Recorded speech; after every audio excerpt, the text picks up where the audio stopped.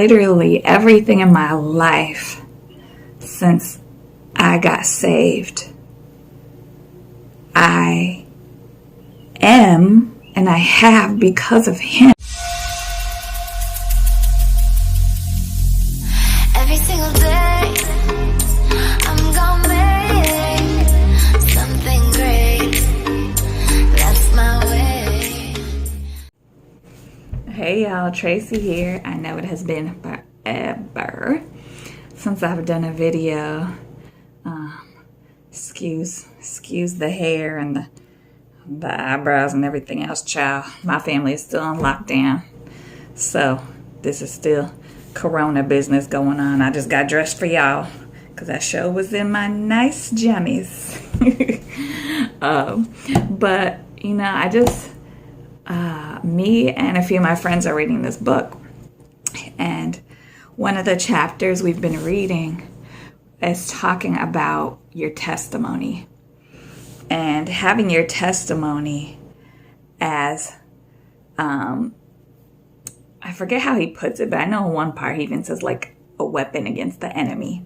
So to have, you know, your testimony always there, always handy, always in your mind and your heart, so that, you know, when you're going through hard times or difficult times, that you can recall that testimony to see how God brought you through.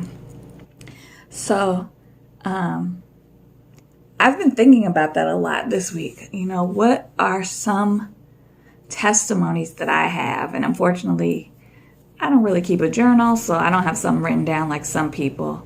Like he said, he actually had testimonies and prophecies that he would write and like put in his pocket and keep it with him wherever he went. So I don't have that, but so I sat there for a while and just like recalling, you know, several different things that God has done in my life and ways that He's brought me through. And I just kept going back to the original one. Well, I guess it's not original because I'm sure He's always been working in my life before I even knew Him. But I say the original one, meaning me coming to know Him and me getting saved. So I was doing a devotional. The reason this one really stood out to me is because I was doing devotionals with the boys the other morning. And I was like, they're kind of throwing a fit. Like, oh, why do we have to do this? I want to play. I want to watch TV. And I was like, do you guys know? Like, we want to honor God for what He did for us, of course, and Him giving us Jesus. But do you know if Mommy never would have met God, I wouldn't be here today. I wouldn't know your daddy. I wouldn't know your aunties. I wouldn't even know you guys if I had never met God. And they were a little like, oh. And so that just got me thinking, like, literally everything in my life since I got saved, I am and I have because of Him. Like me and my husband, you guys don't know our story. We met at church and got married 6 weeks later. That's the very abbreviated version. So like if I never would have met God and I never would have been following the Holy Spirit to find a church and attending church, I wouldn't have met my husband.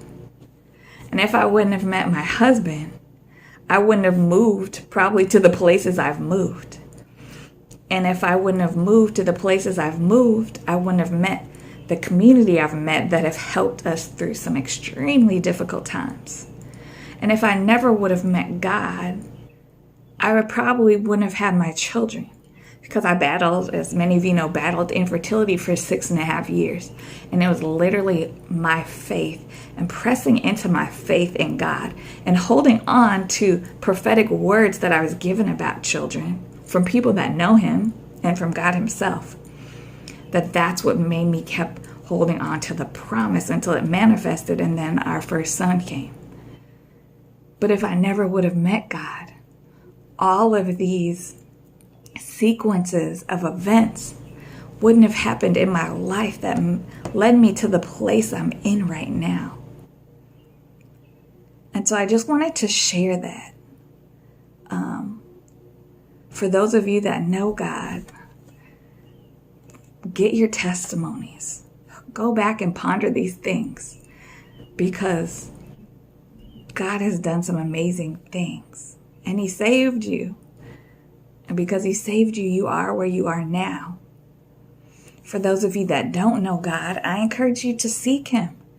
Like, before I got saved, I wasn't an atheist. I'd say agnostic. Like, I believed that there was a God, but didn't really believe in Jesus or any of that type of stuff.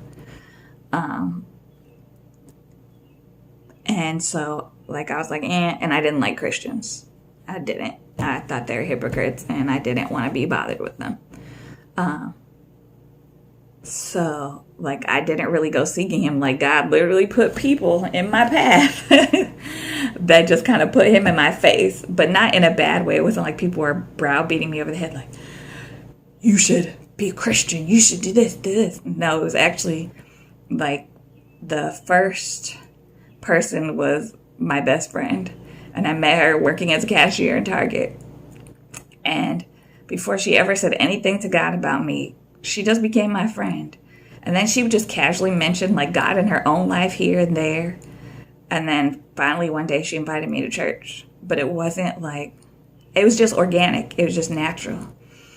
And then the next person that totally impacted my life was a guy I was dating and living with. And he wasn't living as a Christian. And one day he was like, you should read these books called Left Behind.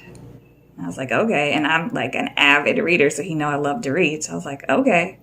And they're books about the rapture, and like fictional books about the rapture and what could happen and all this stuff.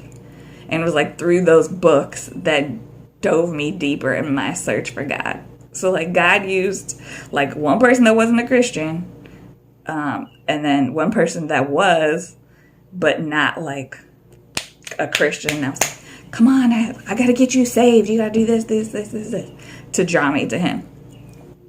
So if you're starting to hear things about God around you from different people, just let your heart be open. Like, don't push it away, because he's calling you, and he'll call you in whatever way you can hear him. Everyone's path to salvation, path to knowing him and having a relationship with him is not the same. And I know for some of you guys out there, you've been so hurt in life. Like, people have wronged you. People have treated you wrong. People might have abused you. People might have molested you. People might have raped you. People might have beaten you. People might have tried to tear your spirit down and told you were worthless, you were nothing. The people that were supposed to protect you and be there for you. You might have had people in church just be mean or rude or ignorant to you. And so it's your experiences, your life experiences from the choices that people have made, which cause you to not believe or not want to, pursue who God is. But he's not us. Like, I promise you, like, once you get to know him, it doesn't take away necessarily the hurt that people can cause you through their actions, but you can deal with it better, because most people are acting out of their own pain or their own trauma that they've experienced in life. And so for me, like, having God in my life, like, I'm sane because of it. Like, I have a joy because of it. Like, I used to deal with depression. I used to deal with very, very low self-esteem. I still struggle with insecurities and, like, overcoming that, but just like bad. I used to struggle a lot with relationships with just people and not like wanting to meet people, talk to people, have friendships, those type of things. But he's just like opened up this whole new world to me. And it doesn't mean everything's perfect. It doesn't mean it's easy. You guys have, know some of my story since being saved. I had infertility for 6.5 years. I had a miscarriage and almost died having a miscarriage in the hospital. I've been without a job. I've been without my own place to live. Like, I've had these different struggles. But if I wouldn't have had God going through these struggles, I probably would have literally lost my mind or just been in such a state of depression that I would have just been closed off to the world. So having God in your life doesn't make things perfect. It doesn't make things like everything's just easy. I'm never going to experience any tragedies or any hard things. It just makes it possible to walk through these things in life you experience. It gives you the security and the peace and the hope and the faith to keep moving through. And that's going back again to testimonies, because those testimonies can help us go from, one thing to the next. They can help sustain us in that meantime place where things may be hard. So I know I've made videos like this several times over the years because I love you guys, and I don't want anybody out there to not know him. Like, it's so good to know him. It's so good to have a daddy who loves you and who's there for you. It's so good to have a Jesus that walks with you, that listens to you, that intercedes for you. It's so good to have a Holy Spirit who comforts you, who teaches you, who guides you. It's so good. And I myself would be lost without God. I would be lost without Jesus. I would be lost without knowing the Holy Spirit. So I just want to encourage you, like, if he's drawing you, just let yourself go. Just let yourself go. Don't make assumptions about what he's going to be like or base it upon the actions of people that have done horrible things to you in your past. Just go. Just let it be like, a lazy river. Like, when you get in, you just sit back in your tube and you just enjoy the ride. You don't worry about where you're going. You don't worry about who's around you. You literally just sit back in that peace and in that comfort of the water and that security that you're safe there. And you just let the river take you. And I just want to encourage you to just let the river take you. God is leading you somewhere amazing. He's leading you somewhere beautiful. There are those people that I've known for years that don't know him yet. But I know you will. I know you will, because he's shown me and I've been praying. But I just wanted to encourage you guys today. Like, ride that river. For those of you that don't know him, let him take you to his heart. Let him show you who he is. Forget what I say about him. Forget what anybody else says about him. Let him show you who he is.